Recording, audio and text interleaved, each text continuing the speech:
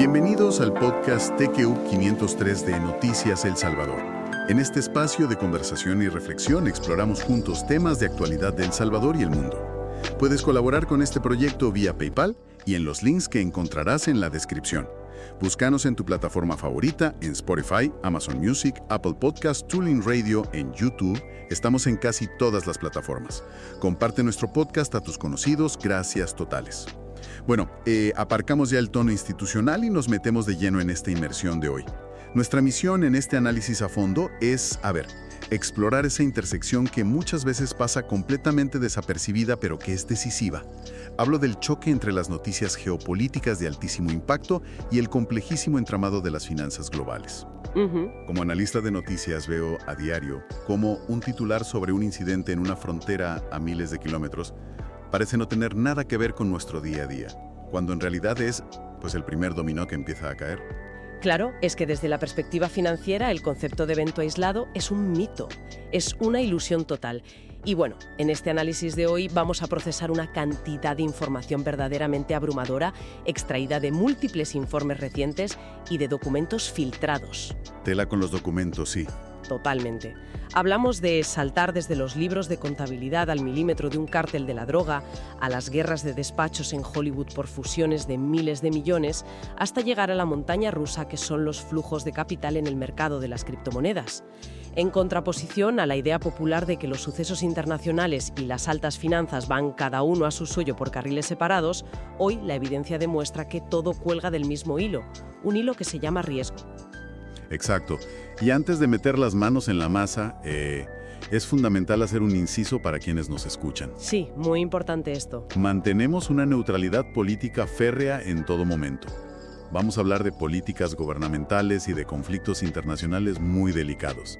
Nuestro papel aquí no es tomar partido ni repartir carnets de buenos y malos. Para nada. Sino exponer crudamente los datos tal cual aparecen en los reportes de inteligencia y de mercado que tenemos sobre la mesa. Eso es, los datos puros y duros. Vale, pues vamos a desgranar esto empezando por la tensión geopolítica pura. Tenemos un choque reciente en aguas cubanas que tiene a la diplomacia echando humo literalmente. El 25 de febrero de este mismo año, de 2026, los guardacostas cubanos interceptaron una lancha rápida civil. Una Proline del 81 que venía de Florida. El resultado es demoledor. Hablamos de 4 fallecidos, entre los que los registros identifican a un tal Michele Ortega Casanova y 6 heridos. Lo que hace que este suceso dispare las primas de riesgo diplomático no es solo el saldo humano, que ya es gravísimo de por sí, sino la naturaleza del viaje y sobre todo la tormenta de declaraciones que ha venido justo detrás. Los datos filtrados apuntan a que no era una embarcación militar. Ni de inteligencia. Exacto, ni de inteligencia, sino una iniciativa privada que intentaba evacuar a familiares. Y fíjate en la velocidad de la reacción en Estados Unidos, que no ha tardado ni un suspiro en elevar el tono. Figuras del panorama político como Carlos Jiménez y el fiscal general de Florida, James Othmere, salieron en bloque a exigir investigaciones independientes. Mostrando una desconfianza total hacia la versión de La Habana. Total. Luego tienes al vicepresidente J.D. Vance y al secretario de Estado Marco Rubio advirtiendo de que esto no es el típico roce fronterizo. Y por su parte, el gobierno cubano se defiende alegando que han decomisado armamento pesado y chalecos antibalas, tachando a los ocupantes de residentes en Estados Unidos con antecedentes. Es un cóctel peligrosísimo para la estabilidad de la zona. No obstante, mientras los focos mediáticos occidentales se quedaban clavados en el Caribe, los radares financieros detectaban un seísmo de magnitud catastrófica en Asia Central. Menudo salto geográfico, ya, pero absolutamente necesario. Hablamos de la frontera entre Pakistán y Afganistán. Los despachos de noticias recogen unas declaraciones del ministro de Defensa pakistaní que, francamente, cambian las reglas del juego por completo. Sí, porque las palabras exactas importan mucho aquí. Ha declarado oficialmente una guerra abierta. Acusa directamente a los talibanes de haber convertido a Afganistán en una especie de colonia india diseñada para exportar terrorismo hacia Islamabad. Y ojo, no se ha quedado en palabras. Los reportes sobre el terreno documentan bombardeos cruzados con artillería pesada que han barrido posiciones enteras. Las cifras de bajas son escalofriantes. 55 soldados pakistaníes y 72 afganos muertos en operaciones relámpago. Y Afganistán ha respondido tomando puestos de control y denunciando la violación de su espacio aéreo. Si conectamos esto con el panorama general, te das cuenta de por qué los mercados de materias primas y de logística están sudando frío ahora mismo. La inestabilidad no está encapsulada en una sola región. Ya, se expande. Vámonos a Europa un segundo para verlo. En Hungría, Viktor Orbán ha decidido militarizar la infraestructura energética del país, ha mandado al ejército a proteger las centrales eléctricas. ¡Madre mía! ¿Y el motivo exacto que dan los informes? Una disputa brutal con Ucrania por el bloqueo del oleoducto Druzhba. Para que la audiencia entienda la magnitud de esto, imagina que el Druzhba es la arteria aorta que bombea energía a todo el centro de Europa. Si alguien la tapona, el infarto económico es inmediato. Claro, un colapso. Y por si fuera poco, a la vez tienes a la Embajada de Estados Unidos en Israel emitiendo órdenes fulminantes de evacuación para todo su personal no esencial mientras queden vuelos comerciales.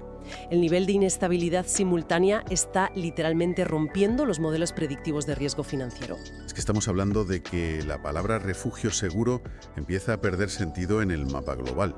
Pero bueno, para que quienes nos escuchan vean cómo estas dinámicas macroeconómicas acaban afectando al bolsillo más cercano, vamos a aterrizar en la realidad de El Salvador. Aquí es donde vemos cómo la economía local y hasta las finanzas en la sombra bailan al son del mismo riesgo. Me parece un enfoque clave. En el plano institucional, los últimos boletines económicos marcan un frenazo en seco de la reforma de pensiones, y los analistas coinciden en que este retraso obedece puramente a cálculos electorales.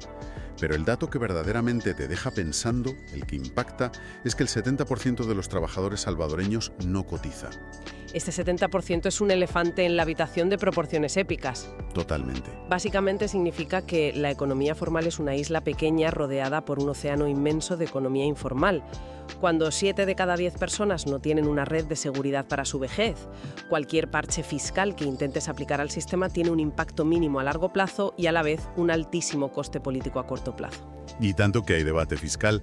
Sobre la mesa de este 2026 hay una propuesta para reducir a la mitad el impuesto sobre la renta a los trabajadores. Que suena fenomenal de cara a la ganadería, claro. Pero paralelamente hay una discusión tremenda sobre la intención de bajar los impuestos a las bebidas alcohólicas. El problema es que esos impuestos específicos son los que financian directamente el presupuesto de Fosalud, el Fondo Solidario para la Salud. Es como intentar llenar una piscina si le haces un agujero enorme a la manguera principal. Exacto. ¿Con qué vas a pagar a los médicos de urgencias? Por cierto, hay un apunte curioso en los informes sobre cómo cambian los vientos comerciales. Los registros aduaneros de 2025 muestran que El Salvador ha duplicado de golpe la importación de vehículos de marcas chinas. A pesar de ello, de todos estos malabares fiscales e institucionales que comentas, la verdadera lección de eficiencia organizativa, y sé que esto suena muy crudo, pero los números mandan, viene de la economía criminal. La documentación de la que vamos a hablar ahora. Los documentos filtrados hace poco, tras la muerte del líder conocido como el Mencho, son un caso de estudio brutal para cualquier escuela de negocios. Tela con esos papeles. Se encontró lo que los investigadores han bautizado como su narconómina en la cabaña donde se escondía. Y claro, uno se imagina un cuaderno arrugado con 4 apuntes a boli, pero no. Para nada. Hablamos de hojas de cálculo hiperdetalladas, contabilidad diaria y semanal de las ventas globales de cristal y fentanilo. Y en la columna de gastos, un organigrama de pagos corporativos que da miedo. Sobornos fijos a la fiscalía, cuotas mensuales a altos mandos militares, nóminas de sicarios estructuradas por rangos y unas partidas específicas de honorarios altísimos para hackers profesionales. La infraestructura logística detrás de esos papeles es lo que a mí me vuela la cabeza como analista. Piensa en la disonancia cognitiva. Tienes una multinacional criminal operando con la precisión financiera de un banco suizo, pagando sobornos y a cibercriminales sin fallar un solo céntimo. Un reloj suizo del crimen. Exacto. Y en el centro de ese organigrama tienes a un líder que padecía una insuficiencia renal en fase terminal. Los historiales médicos incautados, junto a los libros de cuentas, detallan que este hombre recibía diálisis de forma estricta los martes y jueves en un hospital privado en Jalisco. Impresionante. Montar y mantener una cápsula médica de ese calibre en la clandestinidad, coordinando equipos de seguridad y blanqueo de capitales simultáneamente para que absolutamente nadie se entere, requiere un músculo logístico que muchas empresas legales envidiarían. Dirigir un imperio internacional que mueve miles de millones y condiciona la seguridad de varios países. Todo ello enchufado a una máquina de diálisis 2 días por semana. La realidad supera cualquier guión de ficción con creces. Sin duda. Y llegados a este punto de la inmersión, hacemos una brevísima pausa para recordar a quienes nos acompañan que este espacio de análisis y periodismo de TCAP 503 sigue adelante gracias a sus aportaciones. Tienen los enlaces de PayPal en la descripción de este audio si desean colaborar con el proyecto. Toda ayuda es bienvenida para seguir rascando en estos datos. Así es, y hablando de guiones de ficción, vamos a saltar precisamente a Hollywood, porque las cifras que se están manejando en las mesas de negociación corporativas dejan los presupuestos de los cárteles en puta calderilla. Aquí a nivel de riesgo asume una cara totalmente legal, pero igual de agresiva. Estamos ante una guerra sin cuartel por comerse a Warner Bros. Discovery. El fondo Paramount Skydance acaba de tirar la puerta abajo con una oferta vinculante de $31 por acción.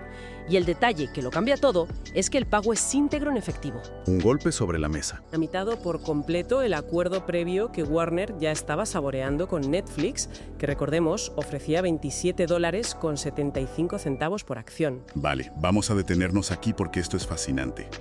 ¿Por qué el gigante rojo del streaming decide hacer las maletas y marcharse de una operación que sobre el papel le habría dado el monopolio casi absoluto del entretenimiento mundial? Porque Netflix tiene liquidez de sobra para igualar o superar esa puja. Capacidad tienen de sobra, sí, pero Paramount no se limitó a subir la cifra de la acción. Construyó una fortaleza financiera alrededor de su oferta para que la junta directiva de Warner no pudiera decir que no. Escucha la estructura de esto porque es ingeniería pura. A ver. Paramount se compromete a pagar un dividendo extra de $0,25 por acción cada trimestre a los accionistas de Warner si los trámites burocráticos impiden cerrar la compra antes de septiembre de 2026. O sea, les pagan por la espera. Exactamente. Además, firmaron una cláusula de penalización salvaje. Si los reguladores antimonopolio tumban el acuerdo, Paramount le pagará a Warner $7.000 millones solo por las molestias. ¿7.000 millones por no hacer nada? Y para rematar, asumen el pago de los 2.800 millones de penalización que Warner le debe a Netflix por romper el preacuerdo. En total, estamos hablando de una valoración de unos $82.000 millones. 7.000 millones de indemnización por si el gobierno dice que no. Es evidente que Paramount estaba dispuesto a jugarse el todo por el todo aquí. Por contrapartida, la frialdad de los directivos de Netflix me parece de manual. Han impartido una clase magistral de disciplina financiera, sinceramente. En estos niveles estratosféricos, el ego de los directores ejecutivos suele nublar el juicio y acaban pagando sobreprecios absurdos solo por ganar la batalla y salir en la foto. Totalmente. Pero los ejecutivos de Netflix analizaron las cláusulas envenenadas de Paramount y concluyeron que la operación había dejado de ser financieramente atractiva. Se levantaron de la mesa sin más. Y fíjate en la reacción del mercado.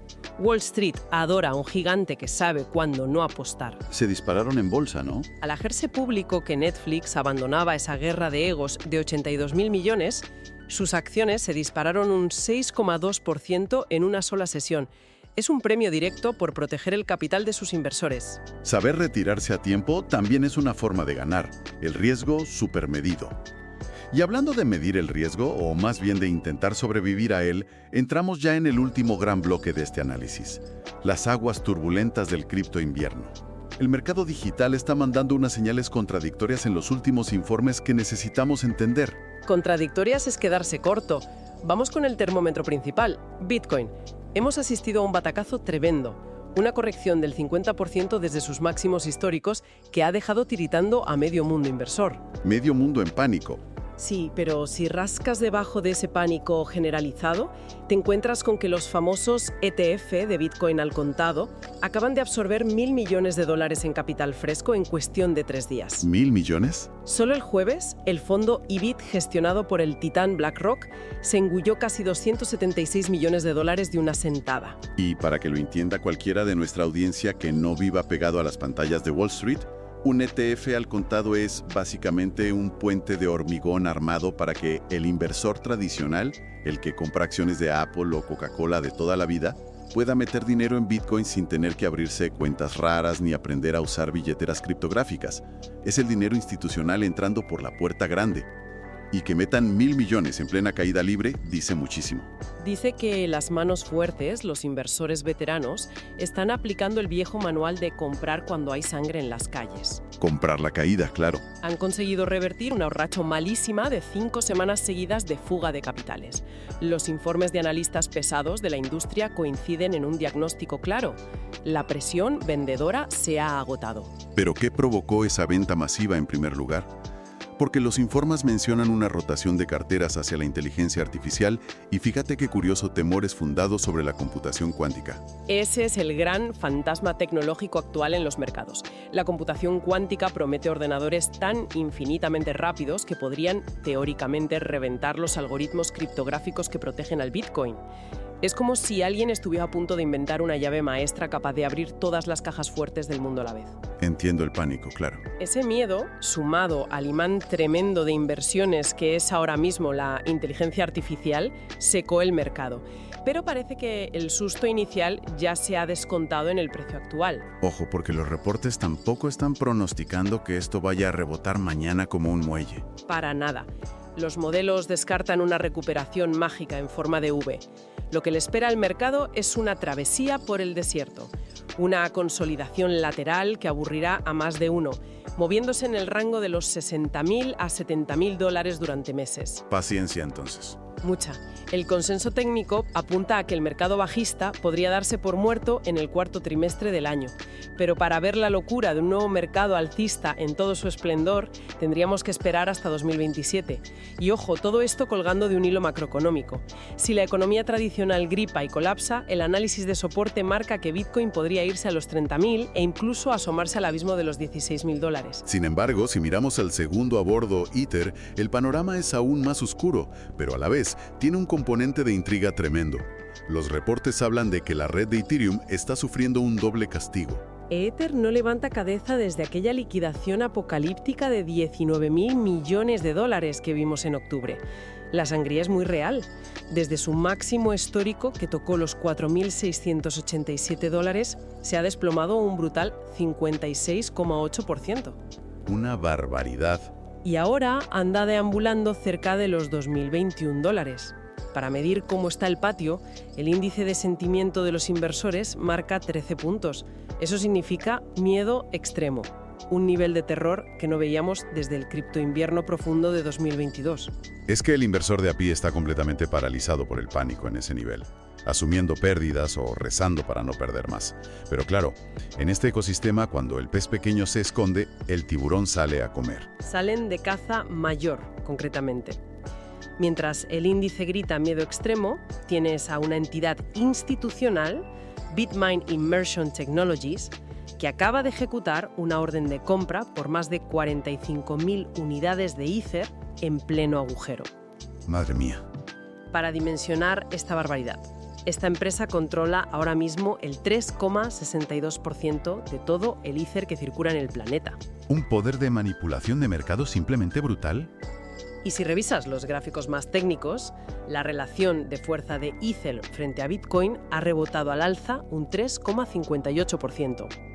La historia nos ha enseñado que cuando Ether empieza a ganar tracción frente a Bitcoin justo después de una paliza monumental, la dinámica de todo el mercado cripto está a punto de volverse tremendamente explosiva. Perfecto para dar un paso atrás y observar el tapiz completo que hemos tejido hoy.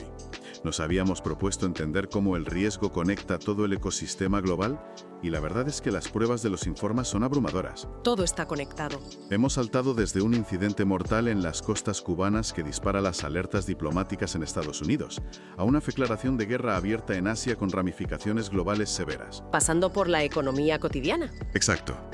Hemos visto cómo la inestabilidad afecta la toma de decisiones electorales en El Salvador, dejando al 70% de los trabajadores en la cuerda floja, y cómo, simultáneamente, un cártel de la droga gestiona sus nóminas criminales con la frialdad corporativa de una empresa del IBEX. Y finalmente, el baile de los miles de millones. Ya sea Paramount blindando una fusión en Hollywood con 7.000 millones de penalización, o BlackRock absorbiendo capital cripto mientras los inversores minoristas huyen despavoridos de Ether. es que el sistema entero es un ejercicio perpetuo de equilibrismo. Ya hablemos de gobiernos, de juntas directivas o de jefes del crimen organizado, el objetivo final es siempre el mismo. Cuantificar y sobrevivir al riesgo. Exactamente. Intentar cuantificar, contener y sobrevivir a ese riesgo mediante talonarios, mediante algoritmos o, en el peor de los casos, a través de la fuerza militar. Pues con este panorama global llegamos al cierre de la inmersión de hoy. Queremos reiterar nuestro agradecimiento a todas las personas que nos escuchan por acompañarnos en este análisis a fondo en TechOp 503. Recuerden buscarnos en su plataforma favorita, ya sea Spotify, YouTube, Apple Podcasts o Amazon Music. Compartan este espacio con sus conocidos para ayudarnos a seguir creciendo. Y si valoran este tipo de periodismo y desean apoyarnos, tienen a su entera disposición los enlaces de PayPal en la descripción de este audio. Gracias totales. Yo no quiero despedirme sin antes dejar algo rondando en sus cabezas. Hoy hemos documentado cómo el ser humano intenta parametrizar el caos. Contabilidades mafiosas exactas al céntimo, contratos de Hollywood con cláusulas a prueba de reguladores gubernamentales y modelos informáticos que predicen cuándo un mercado bajista tocará fondo. Pareciera que los datos pueden preverlo absolutamente todo. Pero entonces la gran pregunta es, frente a toda esta arquitectura matemática, ¿no será que el puro e irracional sentimiento humano, el orgullo que desata un conflicto fronterizo absurdo o el pánico ciego que hace que millones malvendan sus ahorros en un solo día, sigue siendo el único y gran comodín invencible que le queda a la economía global? Un pensamiento para llevarse en el tintero. Hasta el próximo análisis.